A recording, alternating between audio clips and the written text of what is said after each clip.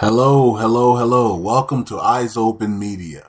All right, so let's talk about the good and the bad of being single or married after the revaluation of the Iraqi dinar. Okay, I got some things written down here. They're written in chicken scratch, so this was a last minute thing that I wanted to do because I did want to put a video up today on the backup channel.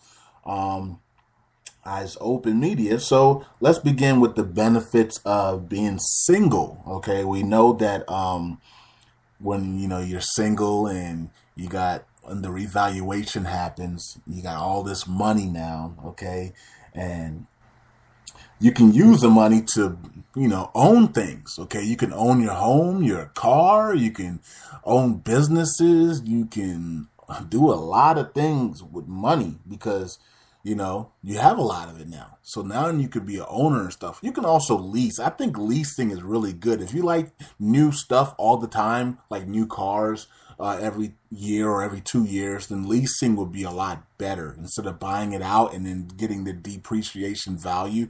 Every time you turn it in, just lease the cars. That would be really good. Okay. That's just an advice for me. You can do whatever you want. But yeah, you'll be able, you're, homeowner and all this other stuff that's going to be happening. You're not going to be broke. You're rich now. And your credit cards are not going to be, have a massive payments on them. They're going to be, most of them will probably be paid off. Okay. And and that will make you more attractive to women, right? So you're a single man and the revaluation happens and you got everything paid off. Your credit score looks nice now. You're dressing nice. You're looking nice. You know what I mean? So now you're more attractive to women. Okay. Women see that. They see that confidence. They see that swagger in you now. And, or people, even females that never met you, they can know, females notice when a man looks like he has money, looks like he has everything in control of his life, looks like he is doing good. Okay. So you become more attractive after the revaluation when you have money in your hand. Okay. And you don't have any debt, all that debt, and you're not struggling paycheck to paycheck anymore. Okay. Let's see. You also become the highest bachelor in your area or in your city and state. Okay, because there's a lot of females out here looking for a rich man. So you actually become, I don't know, and that could be a bad thing as well, but you become the bachelor on the block, okay? Or in the city, you become the highest bidding bachelor. Girls are going to want to see you and take your number and follow you on social media and stuff like that because you're a single rich man. You become the bachelor, okay? like the TV show, okay? So, and also as a single man, you get to help your families, you get to help your friends, you get to help loved ones, you get to help community, you get to help charity, and you get to use your money and maybe even start a charity, maybe start a business, humanitarian projects, funding, and all types of stuff. You get to do a lot of things because you're single now. You're single and you're rich now, so you get to do that. Okay, so let's talk about the disadvantages of being single after the revaluation. All right. So once this revaluation happens, guess what? Everybody that knows you and knows that you have dinars, all they're gonna see is the dinars. All they're gonna see is the money. They're not going to see you anymore for who you are. They're going to see the dinars. They're going to see that you have money. Okay. So they're going to try to come to you pretending that, they love you. They probably do love you, but they want the money. So so you're going to probably get a lot of, tricky aunts and uncles and brothers and sisters and mothers and dads that are going to try to pretend they're going to try to be tricky, put it that way, because they want money out of you. Okay, they understand that you are now filthy rich. Okay, and they want some of that. Okay, if you haven't given them already, and some of you guys are going to give them some, and then they're going to turn around 3 months later and want more. Okay, so that's going to be a disadvantage for single men, okay? Single men and women, okay? Um, because everybody's going to be looking at you differently. You're going to be looked at as the one who has the money. Okay. Let's see. You can't trust anybody anymore. It's going to be very hard to trust people because you have this money, because they're all going to want, really, in the end, they want you to give up some of that money to them. Okay. So it's going to be very hard to trust people. It's going to be very hard to loyalty will be incredible. Okay, when you see somebody that is loyal, that person is going to be somebody that you're going to probably want to stay close to, because that you can tell who's being loyal and who's not, and some of them are going to be very tricky. So as a single man and woman, you got to understand that it's going to be hard to trust people now because you have this money, and when you see loyalty, you need to stay by that loyalty, okay, and keep everybody else away from you, okay. Let's see here. Women and men will expect the best of everything from you, okay. So as a single man or a single woman, you meet somebody and they know that you're rich, they're going to expect the best dinners. They're going to expect the best presents and gifts. And just every time they see you, they're going to expect you to spend money on them and take them to the best places. I mean, that you got to lay down the law like quickly and be like, yo, look, I got this money, but that doesn't mean that I'm spending it like crazy on anybody. And the females, you the same way. Because you got the money doesn't mean you gotta you gotta let the man know that you're not blowing this all on Jordans and all types of dumb stuff. Okay, you're still the regular person. You just have a lot of money now. Okay, so you got to control that. You got to control that, definitely. And then being rich and single is sometimes lonely. It's lonely because, number one, you don't have that loyalty.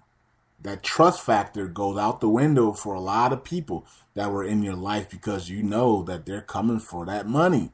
So you keep a lot of people out of your life. So it's kind of lonely when you're single and rich. Okay, it's a lot of lonely days. Okay, and that is a disadvantage.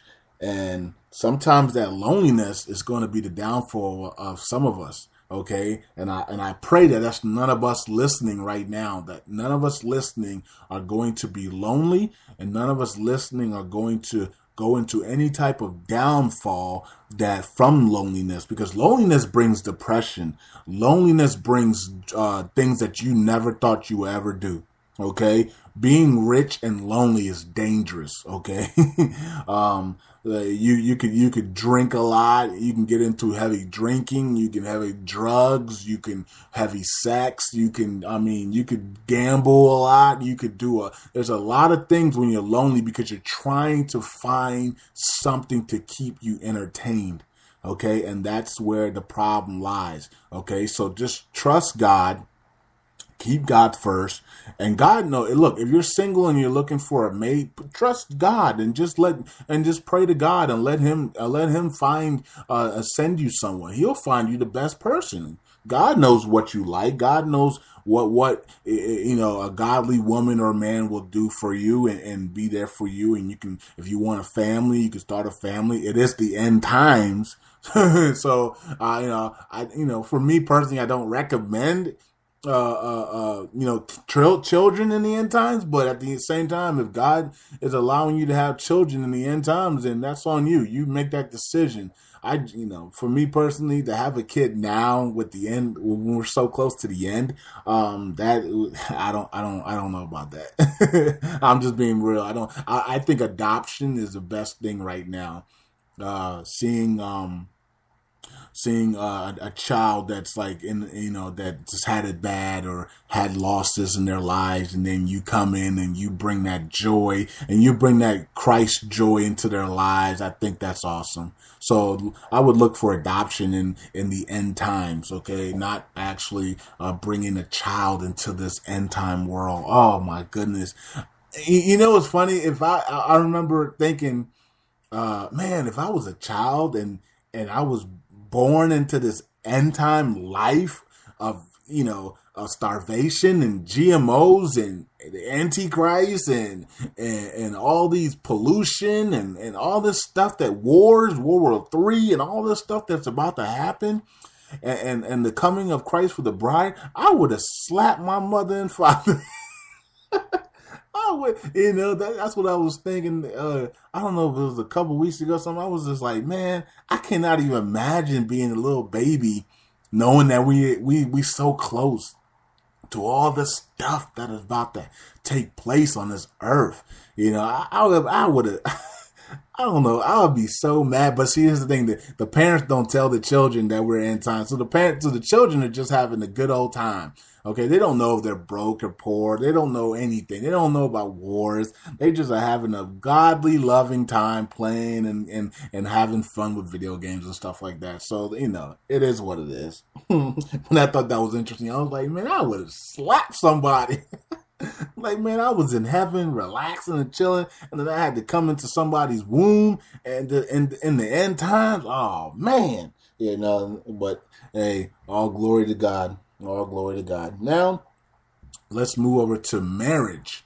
Let's move over to the people that are married. Okay, so what are the benefits of being married after the revaluation? Okay, let's see. You can help your family and friends double fold. So somebody that's single, you might have, like, let's say somebody's single and they have like 5 million dinars and they make, let's say, 10 million bucks. They sell at 2 to 1. Okay, cool. Now let's see a married couple. They both have 5 million dinars and they both sell at 2 to 1 rate. You see, now you got 10 million. So they could help a lot more to family and friends, and make sure their families and friends are secure, so their family and friends don't have to keep coming back to them. Okay, so that's number one, and number two is they're both going to be millionaires. Okay, you got the wife and the husband. They both have millions. They both have their debts cleared. They both have everything in order. Okay, and number one reason why people get divorced is financial, right? So if you're both millionaires and you're both out of debt and you can just enjoy life with each other and go vacation and relax and chill, then that's a positive thing. Okay, so that's good. You can go on vacations, you can go and relax, and go to the islands, you can relax and chill and be married. Okay, you can actually be married, because a lot of people aren't living married lives. Okay, one spouse is out of job for 8-10 hours. Another spouse is out of job for 8 to 10 hours. They barely see each other every week, and they might spend a little bit of time on the weekends together, and here comes Monday again. But when you're, rich and everything is paid off and you can go travel the world and actually be married, you can go to the wilderness